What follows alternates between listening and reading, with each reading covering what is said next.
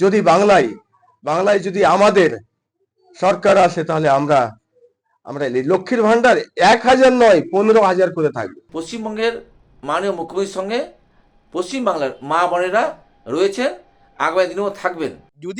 যদি না বুঝতে পারে না এখানকার হিন্দুরা, তারা ছুঁড়ে ফেলে দিবে, কোথায় ফেলে দিবে সেটা দেখবে। মালদায় জমে উঠেছে রাজনৈতিক সমীকরণ। 26-এর ভোটের আগে বেশ উত্তপ্ত এই সীমান্ত ঘেঁষা জেলা। কংগ্রেসের গড়ে ফাটল ধরিয়েছিল তৃণমূল ও বিজেপি। এবার মাথাচাড়া দিচ্ছে মিমের টার্গেট এখন মালদা।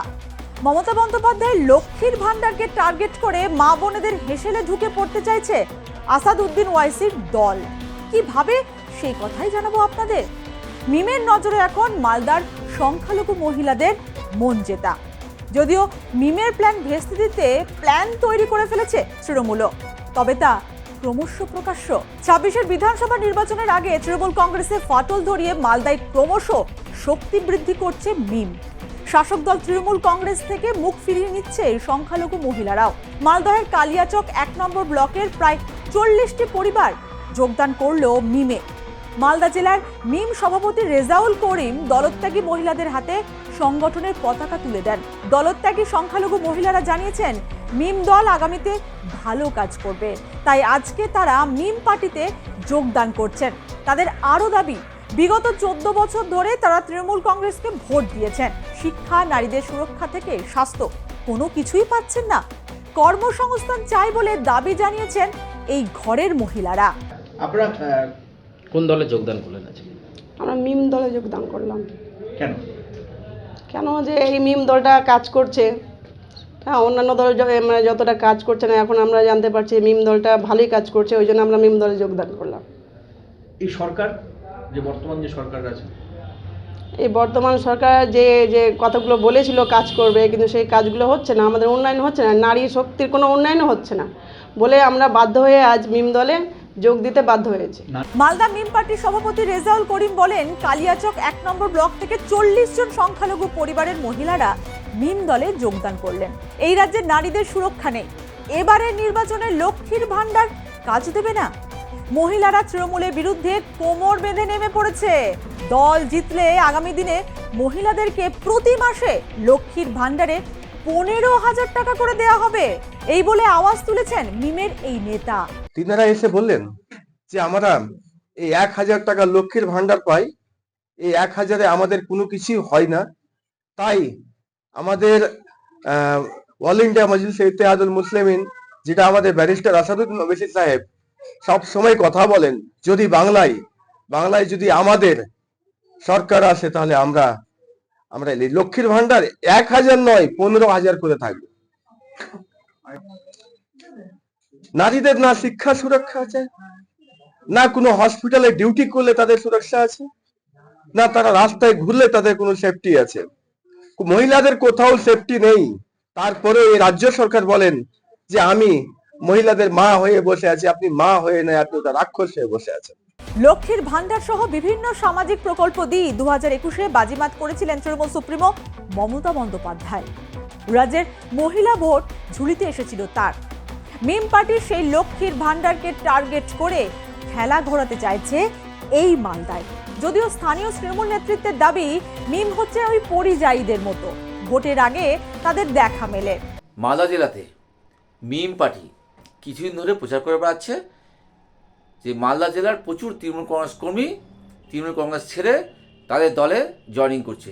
বিশেষ করে মহিলা তৃণমূল কংগ্রেস কর্মীদের কথা বলছে যে মহিলা তৃণমূল কংগ্রেস কর্মীরা তৃণমূল কংগ্রেস ছেড়ে তাদের দলে জয়েনিং করছে।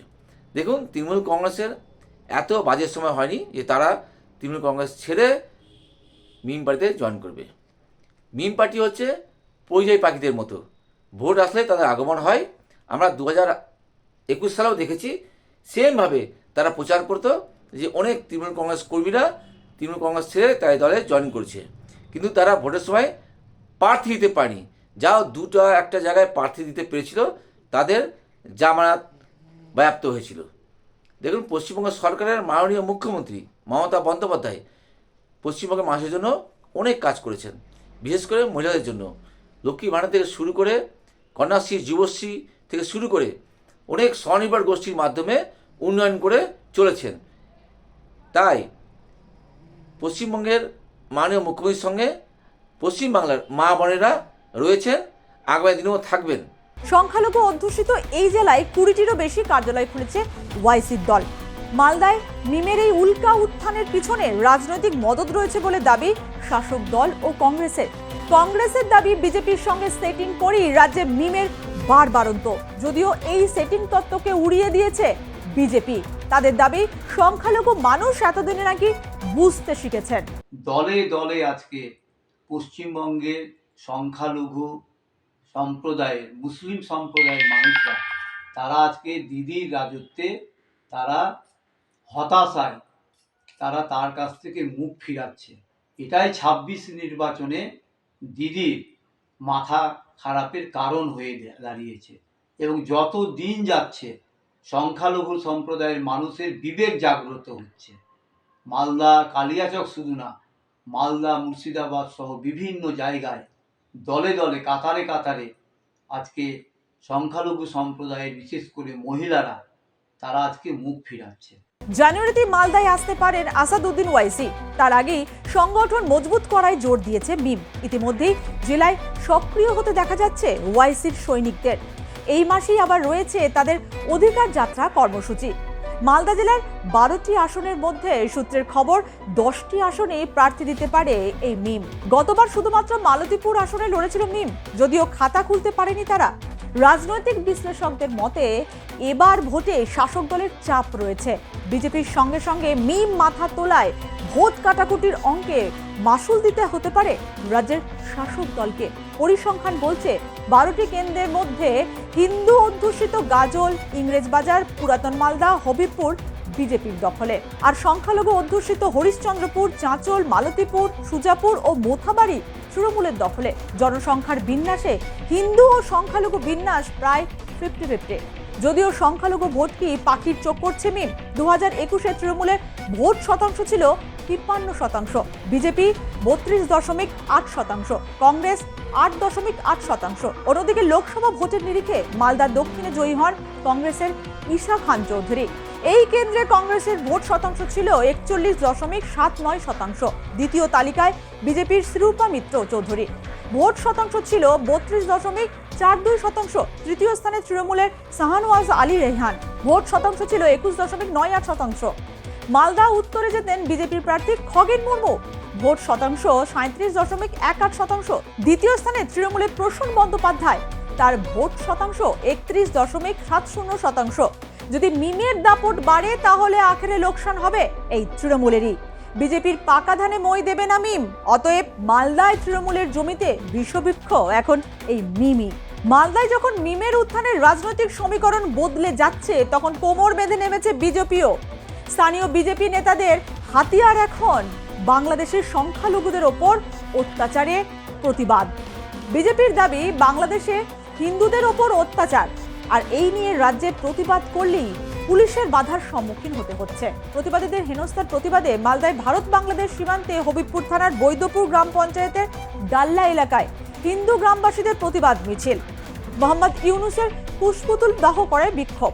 মিছিলে সামিল হবিবপুর বিধানসভা কেন্দ্রের বিজেপি বিধায়ক জুয়েল মুর্মু। তার অভিযোগ, যেভাবে বাংলাদেশে হিন্দুদের ওপর অত্যাচার হচ্ছে সেভাবে হিন্দু যুবকদের পুড়িয়ে মারা হচ্ছে। এই নিয়ে রাজ্যে প্রতিবাদ করলে এই রাজ্যের সরকারের পুলিশই প্রতিবাদীদের হেনস্থা করছে। আর এরকম চলতে থাকলে তৃণমূলকে মানুষ ছুঁড়ে ফেলবে।